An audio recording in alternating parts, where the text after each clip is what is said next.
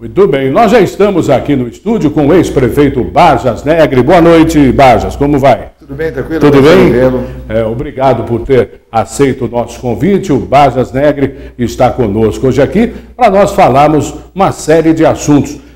Gostaria de saber o que é que o senhor tem feito, qual é a sua atividade atual? Paulo, muito obrigado pela oportunidade. Há meses que a gente tenta marcar um horário, não tinha disponibilidade, dadas as tarefas que nós temos no governo do Estado de São Paulo. Eu exerço o cargo de presidente da Fundação para o Desenvolvimento da Educação no Estado. É uma fundação encarregada de dar apoio administrativo à Secretaria Estadual da Educação, e a Secretaria tem 5.200 escolas. E a FDE, que é a entidade que eu presido, ela tem como tarefa fazer as reformas nessas escolas, fazer as adaptações, montar os laboratórios, comprar o kit escolar, comprar os computadores e dar manutenção dos computadores nas impressões, e vários outros material didático que são determinados pela Secretaria da Educação. Então, você pega, são 5.200 escolas, em Piracicaba tem mais de 50, na nossa região também tem. Então, a Secretaria da Educação, junto com a FDE, e mais o dirigente do ensino, e aqui em Piracicaba tem um bom dirigente de ensino, que é o professor Fábio Negreiros, que faz todo o planejamento, e depois a FDE faz a execução de algumas coisas. Aqui, por exemplo, está fazendo obra na escola do Melo Moraes, aqui no São Judas, está fazendo obras de reforma e adaptações lá no Manassés, no Morada do Sol, porque ela está sendo transformada numa escola em tempo integral, e hoje nós decidimos fazer uma visita na escola Samuel do Castro Neves, lá em Santana, Santo Olímpio, que ela vai passar por uma grande reforma. E aí nós fazemos, evidentemente, outras intervenções, não só em Piracicaba, mas na região, por solicitação da Diretoria de Ensino, aprovado pela Secretaria de Educação. E esse seu trabalho também faz parte da construção das escolas ou só a manutenção das que já existem? Não, as duas coisas. Uma obra nova, por exemplo, está fazendo um núcleo habitacional lá em Santa Terezinha, perto do Gran Parque. Se a prefeitura arrumar o terreno, lá seguramente vai precisar de uma escola de 5ª a 8ª série e de ensino médio. Quem faz o projeto, a implantação, quem faz a licitação dessa obra nova é a FDE, que é a instituição que eu presido. Você pega o Manassés, Escola Estadual Manassés, que está sendo transformada, acho que em tempo integral. Precisa adaptar a escola, fazer laboratório, utilizar a sala ociosa para montar laboratório. Quem faz isso, evidentemente, é a FDE. Precisa fazer uma reforma. Toda vez que tem um temporal, um vendaval aqui na região, destelha, depois tem goteira, tem problema na parte elétrica, a FDE tem uma equipe encarregada por cada região, que vai lá, faz o levantamento e a gente tenta fazer relativamente rápido. Nem sempre é possível, porque você tem que dar manutenção numa quantidade enorme de escola. Isso só na área de obras.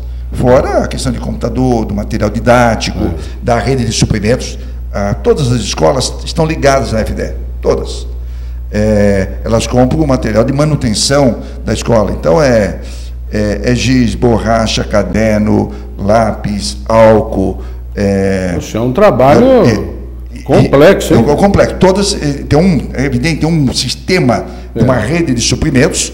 Cada escola tem um valor per capita por mês, e a FDE faz a licitação e as escolas compram e entregam em 3 dias esse material. Não é uma coisa simples, e às vezes, evidentemente, dá um atraso, tem uma reclamação, e a gente tem lá uma boa ouvidoria. Agora, prefeito, qual é a escola ou as escolas mais antigas, os prédios mais antigos do estado de São Paulo, o senhor sabe? Olha, eu não sei, mas aqui em Piracicaba você tem alguns prédios centenários.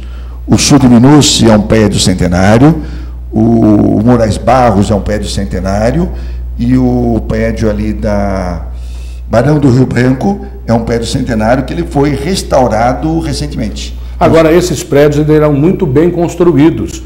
Então, eles aguentam esse tempo todo e não dão tanto trabalho, né? Porque as obras eram boas, né? Dá trabalho. Porque dá trabalho também? Eles são tombados pelo patrimônio histórico. Então, a reforma, a restauração, é feito tudo de acordo com o projeto original. Então, tem que passar pelos conselhos de patrimônio histórico. Então, você não faz nenhuma obra nessas escolas mais antigas e tombadas se não for aprovada pelo CODEPAC municipal e pelo CODEPAC estadual. A gente tem vivido uns dias de muito calor, é inverno, mas tem tido um calor grande, e um telespectador comentava comigo que em volta do novo COT, que ficou um prédio muito bom e as pessoas têm se utilizado muito, faltam árvores, não há sombras. E o prefeito dizia da sua preocupação e da sua meta de arborizar ainda mais a cidade de Piracicaba. Precisa de muita árvore para a gente deixar a cidade ainda mais verde, prefeito? Precisa, porque você tem corte de árvores, árvores que ficam velhas, que ficam doentes, tem que ser derrubada e você tem que fazer a reposição. A Secretaria do Meio Ambiente, claro que faz um bom trabalho, mas vou dar um dado que pouca gente sabe.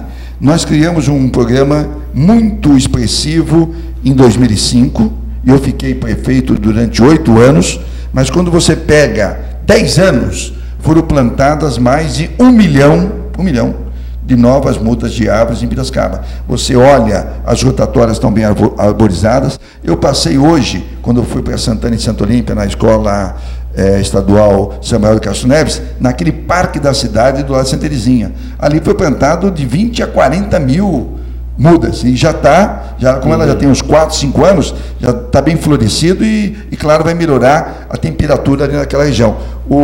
Isso que você viu ali no COT, é bom dar uma olhadinha, ligar na prefeitura, no 156, a prefeitura tem um viveiro de muda, e se tiver espaço, eu tenho certeza absoluta que a prefeitura tem condições de arborizar aquilo. O munícipe pode se servir dessas mudas? O munícipe que quer plantar alguma árvore em frente à casa dele, tem. O município fornece? Opa, claro. A maior dificuldade que a SEDEMA tem é de fazer o plantio nas calçadas. Há uma resistência da população em fazer o plantio nas calçadas, porque ela cresce, depois a raiz começa a alterar a calçada e às vezes até a própria garagem da pessoa. Mas a SEDEMA tem uma tecnologia boa, não é qualquer muda que vai para lá, eles estão fazendo coisas que não vai trazer problema para a população. Basta entrar em contato lá com a nem sei quem toma conta, tá certo?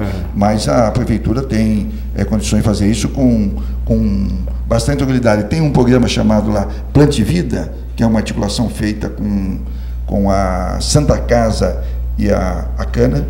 Aliás, é o seguinte, você que veio de Rio Claro, eu copiei essa ideia de Rio Claro. O prefeito Cal Machado montou isso em Piracicaba, eu copiei e coloquei aqui, é o Plante Vida. Toda criança que nasce em Piracicaba, na Santa Casa. É simpático esse Isso. processo. Então, a cada 2 ou 3 meses, o secretário Rogério Vidal com a sua equipe vão lá, pega uma área e planta 100, 150, 200 árvores.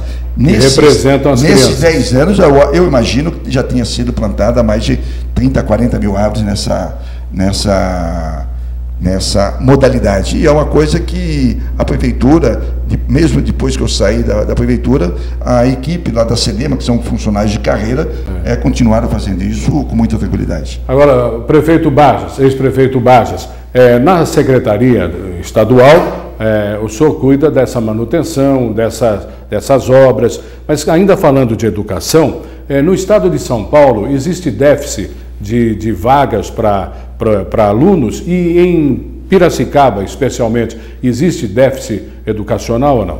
Olha, são duas coisas. A educação básica, até no final do ano, eu lancei um livro, que eu vou aproveitar e entregar para você, que é a educação básica no Estado de São Paulo. Avanços e desafios. Aí tem um conjunto de 14 artigos de pessoas técnicas, educadores, economistas, pesquisadores, professores universitários, que analisaram o financiamento, a educação infantil, o fundamental, o médio, o profissionalizante, a municipalização, a avaliação. E boa parte está retratada aí. O que acontece em São Paulo? Em São Paulo é o seguinte, não há déficit no fundamental.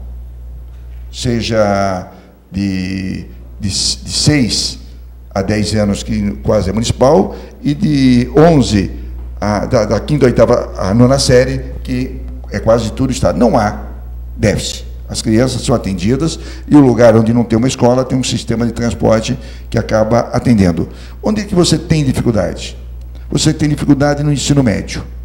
Uma boa parte dos jovens do Brasil e de São Paulo terminam o ensino fundamental e não continuam estudando no ensino médio.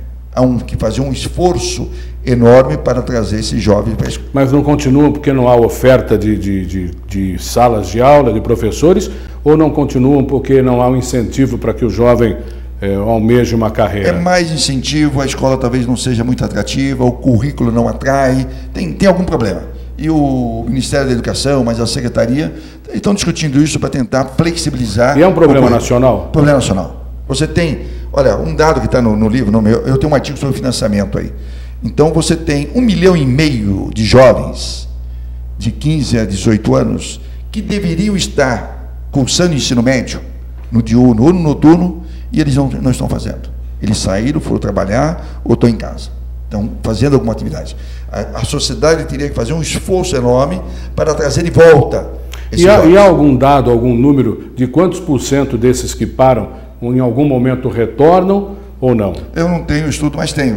O pessoal, é por isso que tem o EJA. Mas deve ser pouco, né? Educação de Jovens Adultos. Quando ele chega nos 20 e poucos anos, o mercado de trabalho exige. E ele cria mais consciência, ele volta a fazer. Mas não é a falta de vagas. Em geral, é porque a escola não consegue atrair. Onde você tem problema de vaga é no ensino infantil.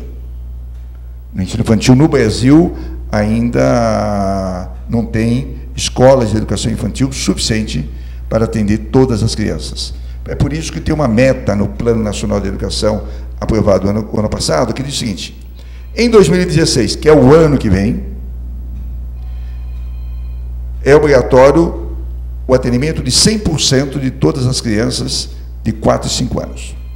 Então, as prefeituras que são encarregadas do ciclo 1 do ensino fundamental e da pré-escola estão trabalhando bastante para conseguir essa meta. Provavelmente não se consiga no Brasil inteiro, mas em São Paulo, provavelmente na maioria dos municípios vai conseguir. E em Piracicaba, nós já estávamos, quando eu terminei o meu mandato, nós já estávamos com 97,7% de atendimento. Faltava só 2,5%. Isso. Então, eu imagino que agora, com a continuidade dos trabalhos na administração municipal, já tenha chegado a 100%. E no 0 a 3 é um problema. O atendimento na creche nacional e em São Paulo ainda é pequeno. Tanto é que a meta nacional no ano de 2024, é atender 50%. Não vai chegar em 2024 com 100%. Aí, se conseguir com 50%, é uma coisa razoável. Mas em Piracicaba, já em 2012, tinha passado de 50%. O senhor é viciado em trabalho? Eu imagino que sim, tá certo. Eu tenho um bom ritmo de trabalho, acordo cedo, trabalho até tarde. Foi sempre assim, desde o tempo de estudante, porque eu trabalhava de dia, estudava à noite. Então, são 3 turnos. Depois, quando eu me formei, acabei virando professor universitário e também trabalhava à noite. Então, isso faz parte da rotina. Deve ser um vício, mas não é um vício ruim, não. Agora, na sua convivência mais diária com o Serra, em Brasília, ou em São Paulo, todo momento que vocês estão juntos, o assunto é trabalho. Ele também tem essa personalidade, né? O senador José, que foi governador, ele tem uma característica, eu durmo mais cedo, mas ele dorme muito mais tarde. É um notícia. Na época, como não tinha e-mail, ele ligava de noite e madrugada. Agora que tem e-mail, ele carrega. E até hoje a gente se comunica e fizemos um bom trabalho na Secretaria de Planejamento de São Paulo e também fizemos um bom trabalho na Secretaria no Ministério da Saúde durante a presidência do Fernando Henrique Cardoso. Bajas, todo mundo sabe que graças ao seu governo de 8 anos na cidade e à aprovação, ao sucesso que esse trabalho produziu, o senhor indicou o Gabriel Ferrato para ser o candidato e ele foi eleito. E nesses últimos dias, o que tem se falado na cidade, especulação ou não, é que aconteceu um estremecimento entre o Bajas e o Gabriel Ferrato.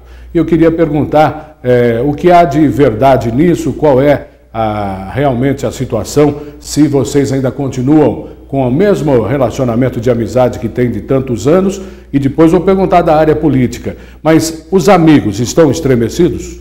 Não, é que, veja, tem gente que está querendo antecipar o debate eleitoral. Isso é uma coisa ruim para a cidade, para os partidos políticos, então fica falando essas coisas. Por exemplo, ele tem o trabalho dele na prefeitura, eu tenho o meu trabalho na Secretaria de Educação do Estado de São Paulo, eu trabalho com o Estado todo, e ele tem a missão de trabalhar pela cidade, fazer as coisas, então a gente se encontra mais nos encontros políticos que o PSDB faz, e a gente não conversa muito sobre a questão administrativa da cidade, porque ele é o prefeito, ele tem a equipe dele, quer fazer, tem as coisas, tem um plano que ele tem que seguir, e não é fácil seguir um plano, porque a economia deu uma desandada, a receita caiu, então há uma certa aflição, porque as despesas crescem e a receita não, e tem alguma dificuldade. Mas não tem nenhum problema de ordem pessoal, não tem nenhum problema de ordem político, e eu já respondi isso no início do ano, para quem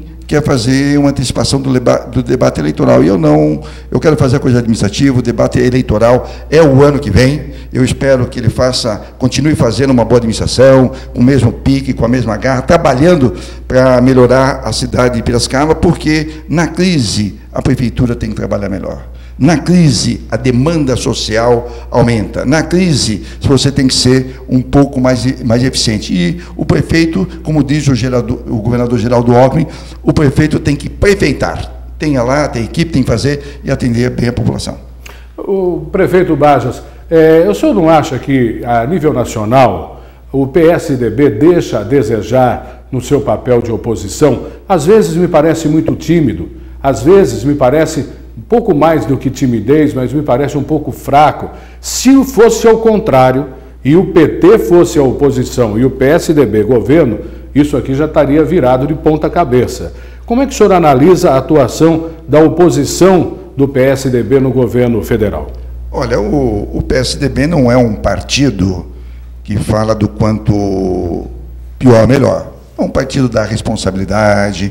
Tem muitas prefeituras sendo administradas pelo PSDB, tem muitos governos do Estado administrados pela PSDB, tem bancadas estaduais, bancada federal, e você tem que trabalhar para melhorar o país, votar o projeto, corrigir, fazer essa coisa. Hoje nós estamos numa situação, um clima político muito dificultoso, e o PSDB faz a crítica, faz as suas propostas, mas não taca fogo no país, tá certo? Ele poderia fazer uma oposição mais contundente, até poderia fazer, mas a ideia é que você melhore o país. Hoje, a economia está declinando, os empregos estão sendo destruídos, a inflação está subindo, há uma dificuldade enorme do setor industrial do país, ele está declinando, e é preciso achar uma saída para esse negócio. O PSDB, com as suas lideranças nacionais, o presidente Fernando Henrique Cardoso, José Serra, Geraldo Alckmin, Aécio Neves, Aloysio, só para falar os mais conhecidos, tem uma responsabilidade de colocar na mesa alternativas para que o país possa sair desse buraco. O PSDB não faz o que fizeram os partidos de oposição ao presidente Fernando Henrique Cardoso. Estamos de volta aos estúdios da LZTV, nesta noite de sexta-feira, com o ex-prefeito Bajas. Vou fazer uma pergunta que eu não sei se é correto. Quando a pessoa exerce um cargo de vereador, ou de deputado, ou de prefeito, mesmo quando termina o mandato, não é errado chamar a pessoa por exemplo, deputado Jairo Matos, prefeito Bajas. Não é errado, não é um título que eu posso continuar dizendo presidente Fernando Henrique. Não é? Eu não sei como que isso funciona, mas é elegante. Eu, quando encontro com o presidente Fernando Henrique Cardoso, chamo ele de presidente.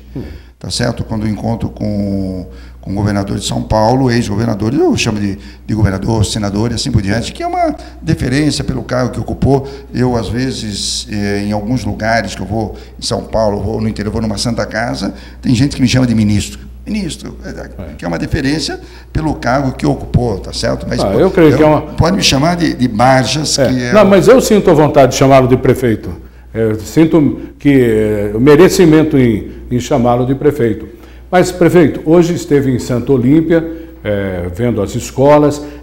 Esse acompanhamento o senhor faz em todo o estado, percorre vários municípios vendo a escola e as necessidades? Olha, não é em todos os municípios que a gente vai. A Secretaria, em geral, faz reuniões de polo. Polo de Araçatuba, polo de Prudente, polo de Ribeirão, polo de Piracicaba, polo de Campinas, e a gente participa da reunião desses polos. Em 2013 e 2014, nós fizemos muito mais reuniões. Este ano a gente está fazendo menos reuniões, aconteceu uma queda no orçamento, tem menos recursos para fazer investimentos, reformas e ampliações. A gente está fazendo a programação que foi determinada no ano passado. Mas como eu sou daqui da região de Piracicaba, então eu tenho da minha tradição, eu pego nas segundas-feiras, no caminho visito Santa Bárbara, Americana, Nova Odessa, Indaiatuba, Hortolândia, e às vezes na sexta-feira, voltando, eu também visito algumas escolas de Piracicaba e algumas escolas da região. Não faço essa ida muito facilmente. Araçatuba, já fui a Araçatuba, Prudente, Rio Preto, Catanduva, mas não faço isso com muita frequência. Eu fico mais na região administrativa de Campinas, que já são um pouco mais de 80 municípios. Nós mostramos o lançamento do livro, nós temos ali o livro, foi lá na Câmara Municipal, foi um evento de muito sucesso, e é um livro que traz artigos publicados no JP, não é isso? É verdade. Fale um pouquinho do... Olha, esse livro é Piracicaba, Novos Tempos, Novos Caminhos. Ele é o número 2. O número 1 a gente publicou em dezembro de 2012, numa coletânea de um pouco mais de 100 artigos publicados ao longo da minha gestão, sempre no JP. JP gentilmente cede um espaço para que a gente possa falar das políticas públicas administrativas de Piracicaba e da região. Tudo que foi relativo a Piracicaba a gente colocou no livro. Todos os artigos quando o senhor era o prefeito. Era o prefeito. Este livro 2 são artigos depois que eu saí da prefeitura. Certo.